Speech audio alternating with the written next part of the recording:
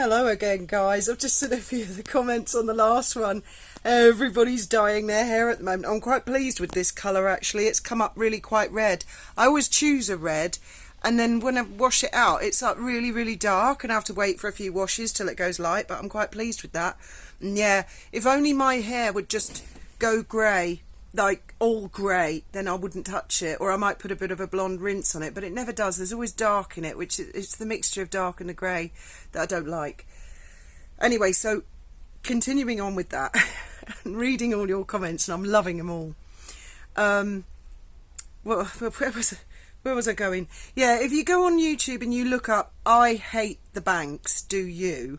you'll see there's a video there that I did about 15 years ago. So you'll see me. It's like a time machine, and I haven't changed my opinion very much. They've ripped me off. It was when we were living in Brighton on a boat, and the kids were little, and they took hundreds in bank. They gave me an unauthorised shadow overdraft, they call it, and I didn't know, and they were charging me 35 quid for every transaction. So look that one up.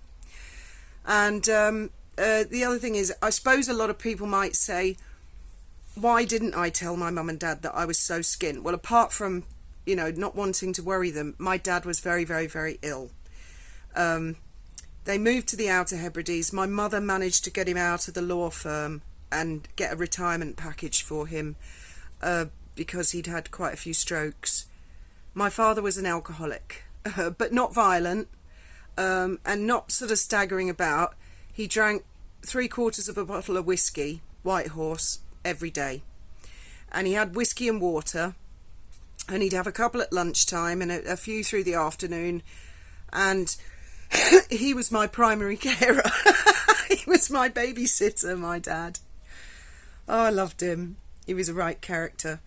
But in the evenings, by about 7:30, he'd drunk himself into a stupor and he was asleep on the sofa.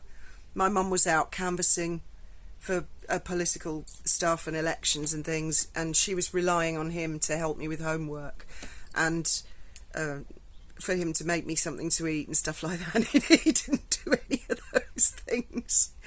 None of them at all. I had to get my own dinner, and I didn't have a clue with homework, and he was out of touch anyway. They did matriculation or something in his day, so he wouldn't have been a lot of help anyway. And I suppose the poor guy, he really crawled inside a bottle because he was in so much debt from paying for private schools for me and my sisters. Now, I don't blame my mum at all. I'm so proud of my mum's political career. She did fantastically. She was brilliant, my mum. But when my sisters were growing up, because my eldest sister's 13 years older than me and my other sister's 7 years older than me, they had a stay-at-home mum to help them with reading and writing and stuff like that. I didn't. I had Joan Mont, leader of the county council, Joan Mont, county councillor for Molescombe Council Estate. So I had my dad. He was hopeless, absolutely hopeless. So he'd become very ill. Actually, by 1990, it was obvious he was very, very ill. And she got him out of there in 1990. And he just, by that stage, he got progressively more and more ill. He had lots of strokes, lots of heart attacks.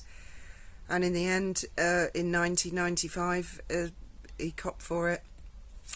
And that's just how it worked out. He was only 64. So that was one of the reasons I did not want to tell my parents how skint I was and that I was in trouble. And they were retired. It's not like they had an income, and I was 21, 22. I can't live off my mum and dad. I had to figure things out for myself. I was just a bit all at sea. I didn't know anything about anything. I really didn't. Just sitting there like a lamb to the slaughter. So that was one thing I was going to clear up, and I've totally forgotten what the other thing is. And I like to do these in one unedited thing because, firstly, I haven't got any editing stuff at the moment, and secondly, it's easier for the Wi-Fi. But yeah, after the car, I said to Thomas in the end, this car theft nonsense, it's got to stop. It's got to be calmed down. I mean, we've got to cut down on the indictments. Anyone out there who works with the law knows what I'm talking about. So I thought, well, I'm going to try and study and get a job somehow in the legal profession. So I studied law for about 2 or 3 years. I did an A level, and then I got into London University on a distance learning.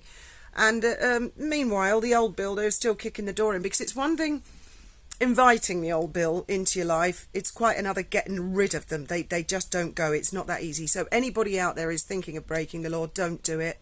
Just don't do it. Crime, honestly, does not pay at all. It's a nightmare. And once you're in that system, getting out of that system is a whole other matter. So while I was studying law, they were still sort of kicking the door in or coming round and making inquiries about this, that and the other all the time. And they used to see my law books, and they were like fly spray to the coppers. They'd look at my law books and my study books with complete resentment. I could see they didn't like it. And they used to flick through them and say things like, I bet you're studying law so you can learn how to really attack us, or how to break the law. Almost egging us on all the time. And I used to just take the book off them and say, get out. Either arrest us or get out. And then I did accountancy for a bit as well. And I stumbled... You can't help it. If you study law and you study accountancy...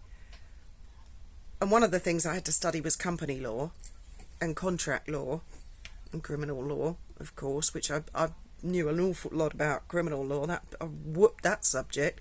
You can't help but notice you stumble across things that are not highlighted to the general public. You suddenly find out and think, oh, I didn't know that wasn't illegal, and I didn't know that wasn't illegal, and I didn't know that a limited company doesn't have to pay really any tax at all. Or, oh, I didn't know that, and I didn't know that, and I didn't know the difference between a natural legal person and an artificial legal person. And, well, I suppose the coppers were right in the end. And I was quite bitter, and I was quite full of hatred from the days of being hungry. And, yeah, I suppose I learned a trick or two. And then by the time I'd met Julian, I knew quite a few people, and I, to them as well, I'd said, you could, if I saw someone was in dire straits, I'd say, why don't you buy a shelf company and do this and la la la, and put your assets in that and move this. And I didn't realise that in the end, I became like the genie in the lamp. All they had to do was rub my head, make all their dreams come true. Didn't see any of them at the campsite, though. Carrying the can. No. Only thing I ever got out of if anything happened with that Steve Skerritt was interested in, oh, the irony.